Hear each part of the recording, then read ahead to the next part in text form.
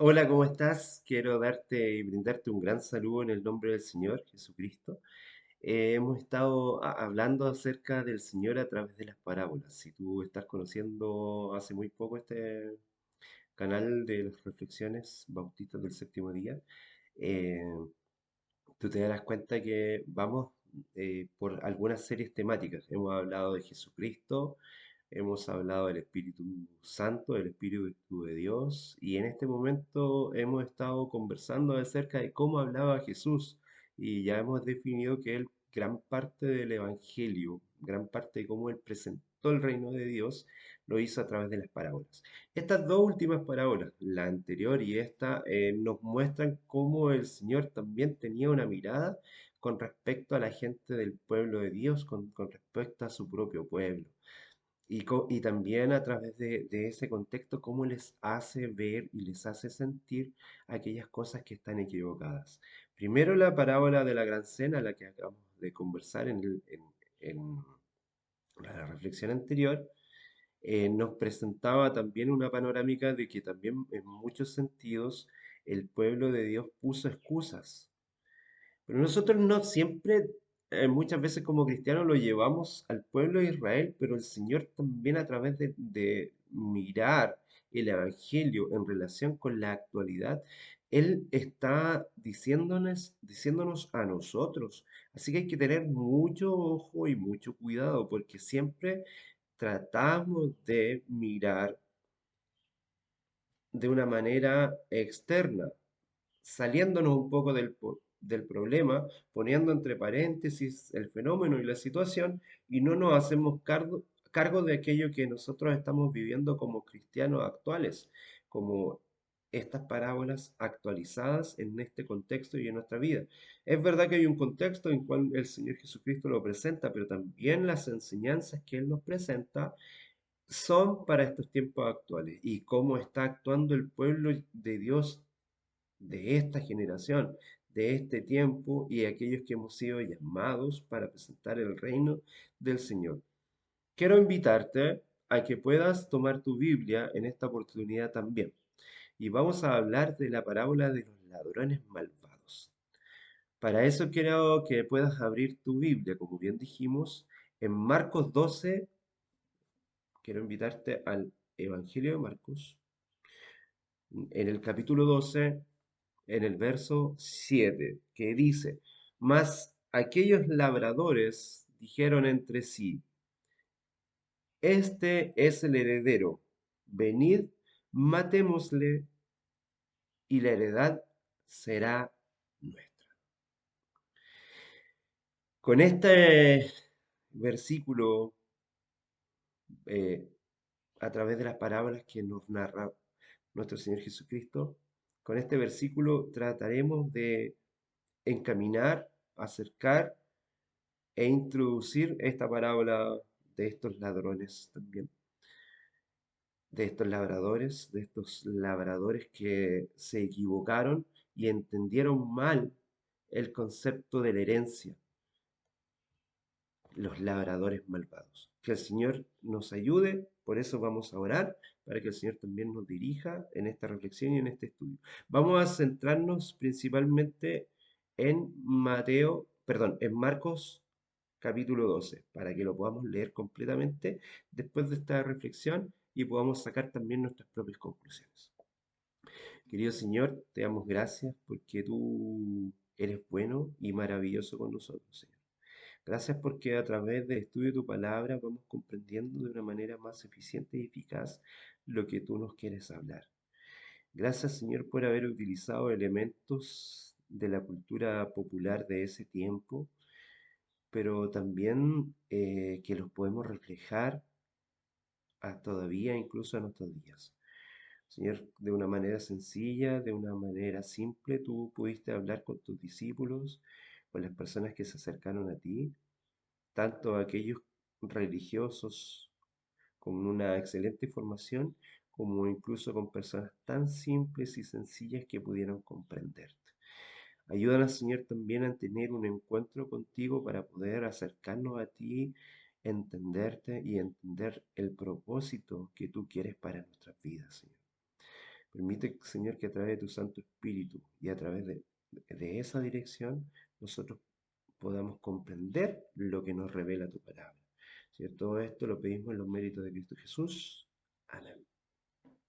Como bien dijimos, nosotros vamos a estar centrados principalmente en Marcos 12, ¿cierto? Que es donde se presenta esta parábola, una parábola que, como bien dijimos, que estas dos parábolas que estamos presentando esta semana, eh, como fue la parábola de la Gran Cena y la parábola de los labradores malvados, están muy centradas principalmente en el pueblo de Dios. La palabra de Dios muchas veces nosotros la queremos aplicar para aquellos que son incrédulos, para aquellos que no creen, para aquellos que no siguen las enseñanzas del Maestro, que no siguen las enseñanzas de Jesucristo. Pero si nosotros miramos, reflexionamos y podemos comprender todas las enseñanzas de Jesús y todo lo que Él nos llama y a todo lo que Él dirige nuestro pensamiento y nuestro sentir, es que sean los del pueblo de Dios los que comprendan el entendimiento. ¿Y a quienes les pide que se arrepientan? Les piden a los paganos, a los incrédulos, a los ateos. ¿A quién llama el arrepentimiento? Al pueblo de Dios, a sus iglesias, a sus congregaciones y a quienes hemos entendido mal y que hemos localizado, así como nosotros, los cristianos actuales, hemos depositado todas estas parábolas en el pueblo judío, el pueblo de Israel, que ellos se equivocaron, pero estas parábolas también se extienden, se extrapolan y se viven en nuestras propias condiciones y deben ser actuales para nosotros y reflejar qué es lo que está pasando con el pueblo de Dios, que es este y ahora.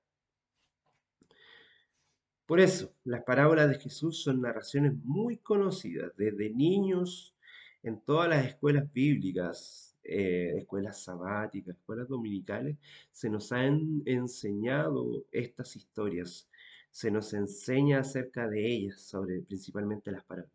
Y este hecho puede ser un factor muy positivo, pero también negativo cuando estudiamos o la oímos solamente en un sermón y no se aplica en nuestras vidas.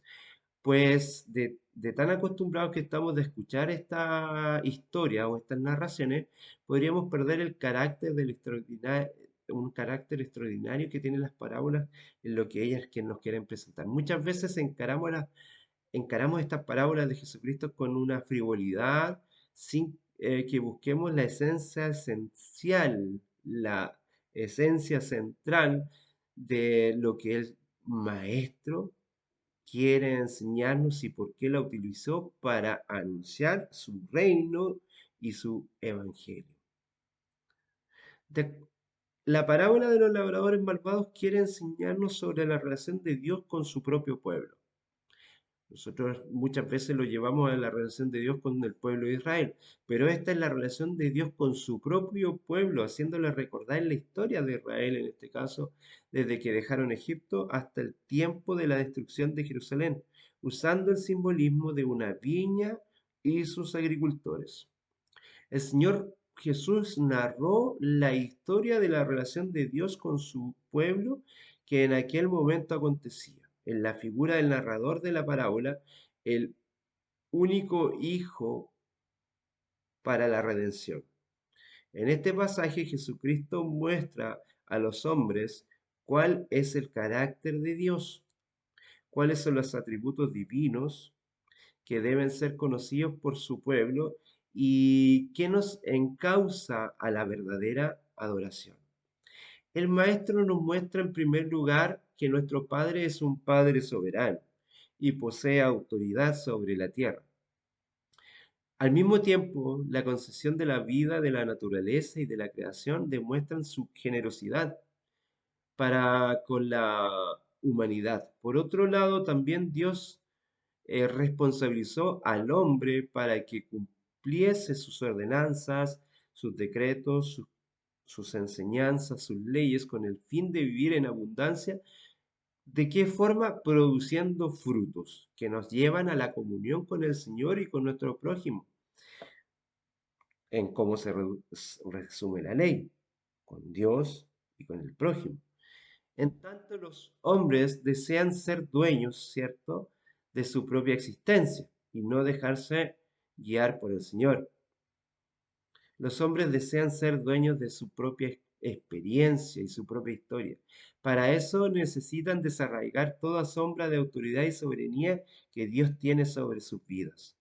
El acto final, la muerte del hijo del dueño de la viña, en este caso, que nosotros sabemos que es Jesucristo, y que seguramente los escribas y fariseos lo pudieron comprender también en el momento en que Jesús murió y resucitó, aunque ellos quisieron negar y esconder ese hecho, eh, pudieron comprender y a través de las resurrecciones que también hubieron ahí, nunca se nos olvide que estuvieron las primicias, las resurrecciones de las personas que predicaron el reino de Dios en ese acontecimiento también.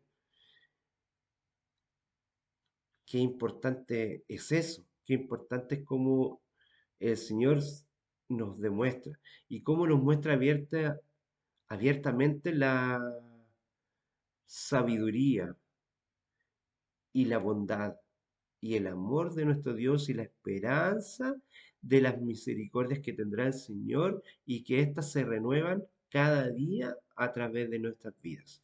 Primero hablamos de algo súper importante que fue la autoridad de Dios. Por eso nosotros dijimos que nos íbamos a centrar en Marcos, principalmente en Marcos 12, y quiero invitarte al primer versículo que dice, entonces Jesús al decir, entonces comenzó Jesús a decirles por parábolas, un hombre plantó una viña, la rodeó con una cerca, cavó un lagar y edificó una torre. Luego la arrendó a unos labradores y se fue lejos. Esto nos presenta la autoridad de Dios. Jesucristo dice que un hombre plantó esta viña, creando una estructura, ¿cierto?, para producir. Si estaba plantando una viña, es para producir vino. Y además se ocupó de la seguridad de esta propiedad, cercándola, ¿cierto? Está claro que la viña tenía un dueño que ejercía una autoridad. Aquí estamos hablando de la autoridad de Dios sobre aquella propiedad. Sus siervos, aquellos funcionarios, ¿cierto? Son aquellos que debían trabajar en ella. Los labradores, ¿cierto? Aquellas personas, porque dice, arrendó a unos labradores y se fue lejos.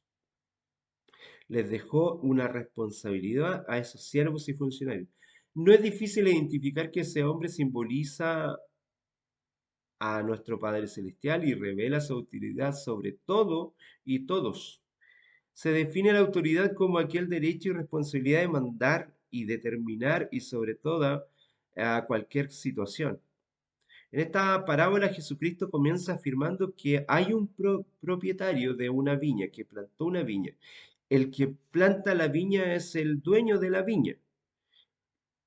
Una vez ya plantado, ahí aparecen el trabajo de estos siervos, de estos labradores malvados, como es conocida la parábola. Recién comienza ahí la función de ellos. Pero el comprar la viña, el sembrar en la viña, fue trabajo de del trabajo de la persona que en este caso está representando a Dios, quien también cavó un lagar y edificó una torre. ¿Es verdad? Eso es lo que primero afirma nuestro Señor Jesucristo, que hay un propietario que planta la viña y que tiene una autoridad sobre sus empleados, que presupone una relación de obediencia entre el dueño y estos funcionarios que se dedican a trabajar, que es un paralelismo entre la relación de Dios con los hombres. En este punto hay una pregunta muy fundamental que podemos plantear. ¿Realmente Dios es nuestro Señor? Él se ocupa o Él ocupa en todo el trono de nuestro corazón. Él realmente gobierna nuestras vidas.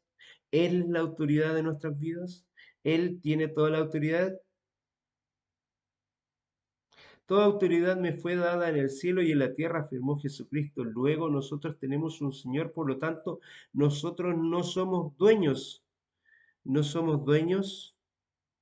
de nuestras propias vidas. Pablo a los griegos les afirmó, pues en Él vivimos, nos movemos y existimos. Nada podemos hacer sin el permiso de Dios. Nada sucede en este mundo según los criterios que nosotros tenemos aleatorios. Sin embargo, Dios creó el universo por la palabra e incluso ahora Él está sosteniendo todas las cosas por su poderosa palabra. Hasta este momento el Señor rige el universo. Así es que ese es el primer punto, la autoridad de nuestro Dios. En segundo punto, nosotros queremos ver cómo Dios también es generoso, cómo Dios tiene generosidad. Podríamos llamar la generosidad de Dios. La Biblia nos retrata un Dios de gracia y generoso que no vincula a su favor aquello que merecemos.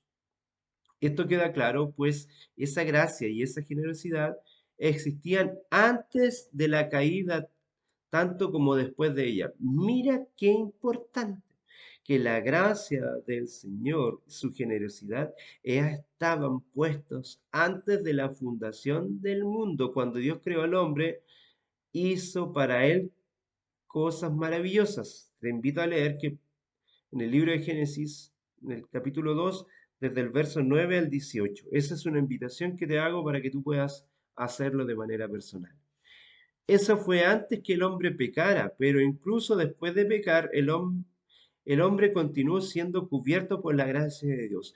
Mira qué maravilloso, ya se manifestó la gracia. Génesis 3, 21 hasta, hasta Génesis 4, nosotros vemos que Dios actúa de una manera bondadosa, una manera generosa, e incluso, como bien decíamos en otra reflexión, en una conversación con los hermanos de iglesia, decía que el Señor Jesús, quien se manifestó en el puerto, en el, en el Edén, en el Edén mismo, antes que Adán y Eva se arrepintieran, Él ya tenía una solución para ellos y ya se había manifestado la gracia en la vida de ellos. Dios actúa de una manera bondadosa. Y incluso Jesús también lo ratifica en su encuentro con el joven rico y le dice, ¿por qué me dices bueno? Ninguno hay bueno, sino solo uno que es Dios. En Marcos 10:18.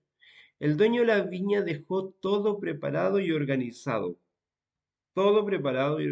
para los labradores, para que pudiesen producir uvas en abundancia. Pablo afirmó nos, que nos da todas las cosas. Dios nos da todas las cosas en abundancia para que podamos gozar en ella. En 1 Timoteo 6:17. Él nos dice, nuestro Señor Jesús está siempre bendiciendo nuestras vidas. Ni por un solo instante Él recoge su mano ni nos deja de proveer lo que Él quiere. Siempre el Señor tiene un sol brillante para cada uno de nosotros. Siempre está fluyendo para nosotros la bendición, aún en momentos de dificultad. Pero que puedas también leer en Romanos 8:32 dice lo que dice Pablo. El que no escatimó ni a su propio Hijo, sino que lo entregó por todos nosotros, ¿cómo no nos dará también con él todas las cosas? Si Dios es tan bondadoso, como dijimos, Él tiene autoridad, pero también tiene gracia para con nosotros. Si Dios, quien no escatimó en darnos a su propio Hijo, ¿cómo no va a estar proveyendo para nosotros todas las cosas? Ninguna bendición que recibimos se compara al don de poder recibir al Hijo de Dios en nuestras vidas, como Él murió por nosotros en la cruz, demostró su gracia, su generosidad hasta las últimas consecuencias. Eso nos alegra en todo momento y alegra nuestro corazón para esperar en Dios, porque en Él están realizadas todas las promesas. Quiero invitarte a un tercer punto que se ve reflejado en esta parábola. Dijimos la autoridad, la generosidad y la gracia de nuestro Dios, y un tercer punto es la responsabilidad del hombre, la responsabilidad del hombre. ¿Quién es el que debe producir frutos? El dueño de la viña la construyó, él la estructuró, puso todos los beneficios con el fin de arrendar esta viña a los labradores, a los labradores que en este caso fueron malvados.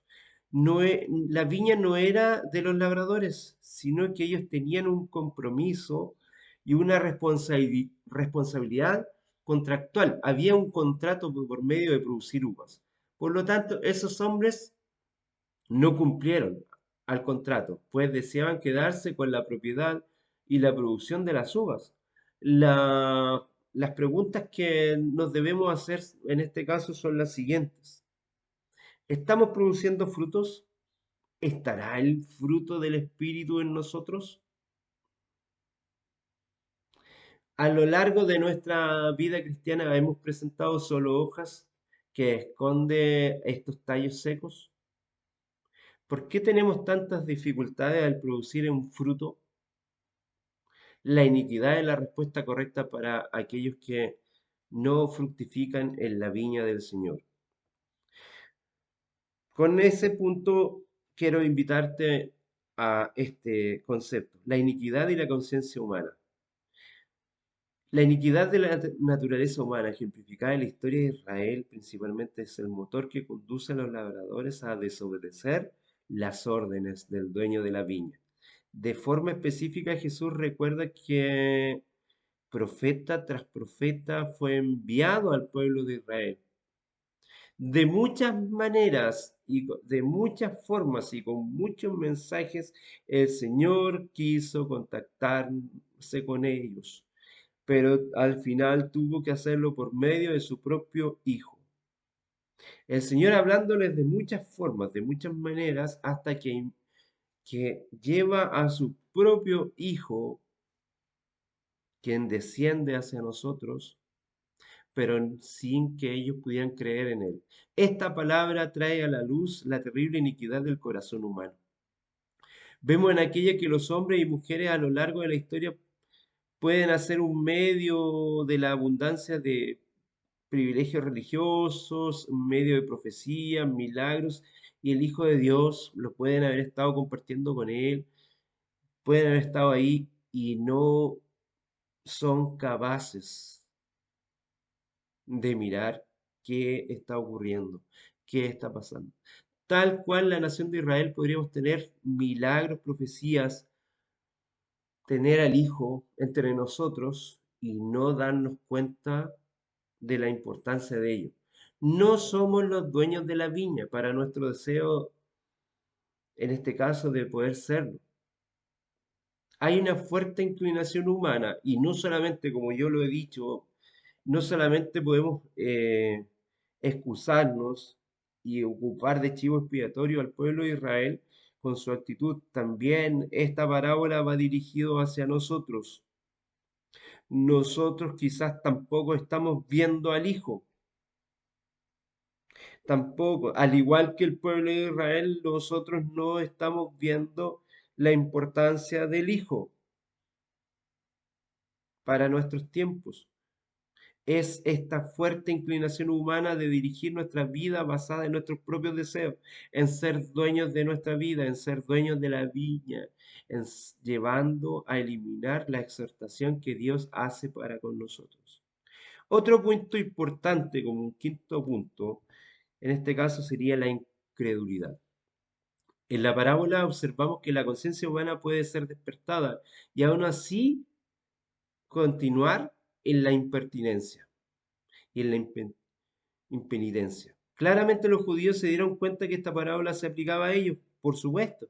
Entendieron que los siervos de Dios, como los profetas, fueron ignorados a través del tiempo, a través de todas sus exhortaciones y profecías, no se les escuchó. Comprendieron que esta parábola afirma categóricamente que eh, era en el hijo del dueño de la viña, él era el propio Jesucristo. Sobre todo sabían que estaban planeando el acto final y la coronación de sus iniquidades a través de matar al propio Hijo de Dios y lanzarlo fuera de la viña, a fin de asumir el control de esta propiedad, creyendo que ellos manejaban la situación. Aun comprendiendo que la parábola se aplicaba a ellos, no se arrepintieron, aunque convencidos por sus propias conciencias estaban endurecidos en su corazón por el pecado. Esta es algo que también nos puede ocurrir a nosotros en nuestra situación. Pero Dios es paciente.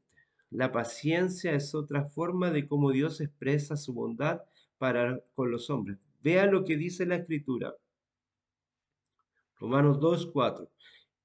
O menospreciáis la riqueza de su benignidad y paciencia de longanimidad, ignorando de su benignidad que te guía al arrepentimiento.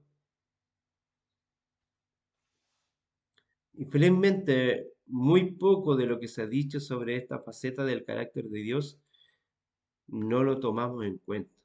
Hay muchas referencias en la escritura sobre el aspecto encantador de nuestro gran Dios, de cómo Él es paciente para con nosotros.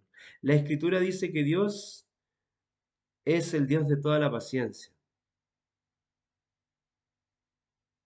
Se puede decir que la paciencia es una de los grandes atributos y una de las grandes cualidades que Dios tiene porque Él perdona nuestras situaciones y perdona nuestras imperfecciones. Dios es el autor de la paciencia de la cual los hombres se benefician de poder tenerla. Por eso Él sirve de modelo para nuestras vidas cuando nos sentimos deseosos de expresar nuestra ira contra alguien que nos ha herido, estamos deseosos y acordémonos de lo que el Señor nos enseña. Quiero invitarte a que después de mirar esta reflexión también puedas buscar y leer Efesios 4, principalmente en el versículo 32, y leer Efesios 5. Pon el énfasis también en el primer versículo de Efesios 4 y 5, cómo el Señor también presenta a través de su palabra, las palabras de Pablo, cómo es la paciencia de Él. En conclusión, la parábola de los labradores malvados tiene un contexto inmediato y relativo a la nación de Israel. Y nosotros podemos quedarnos ahí y utilizar esta parábola como un chivo expiatorio para responsabilizar y culpar a un grupo humano y no darnos cuenta de que esta parábola también es vigente para nuestros días y es así como también nosotros podemos ser estos labradores malvados. No podemos distanciarnos de esta parábola, pues ella nos refleja nuestra condición y la condición de la caída del hombre. Tenemos una clara tendencia a la autonomía nosotros, creyendo que podemos resolver todos nuestros problemas, nuestras situaciones. Tenemos una mirada de poder hacer nosotros creernos superiores por nuestro intelecto, por nuestra razón, por nuestra fuerza, porque somos impulsados, por nuestro inconsciente, por tratar a las personas de otra manera y lo vamos haciendo así. Y nos dejamos guiar por nuestra propia tendencia autónoma. Es el yo el que nos dirige. Yo te invito a que nosotros podamos orar intensamente pidiendo por este cambio, que sea el Señor Jesucristo quien guíe nuestras vidas y que sea Él quien dirija nuestro pensamiento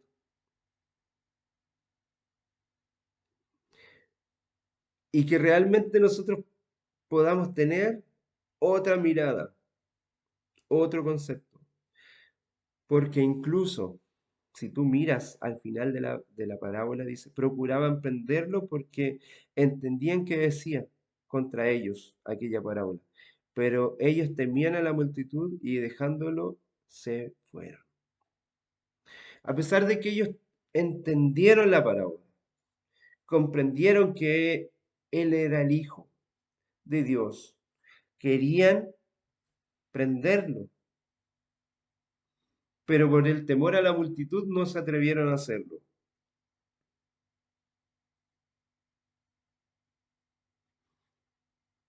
¿Puede ser nuestra actitud en nuestros tiempos actuales? ¿Puede ser la mirada que tú y yo estemos teniendo quizás en este momento?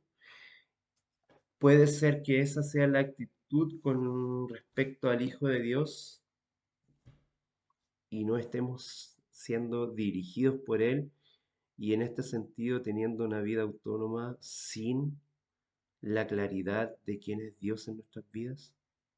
¿Quién es Jesucristo en nuestras vidas?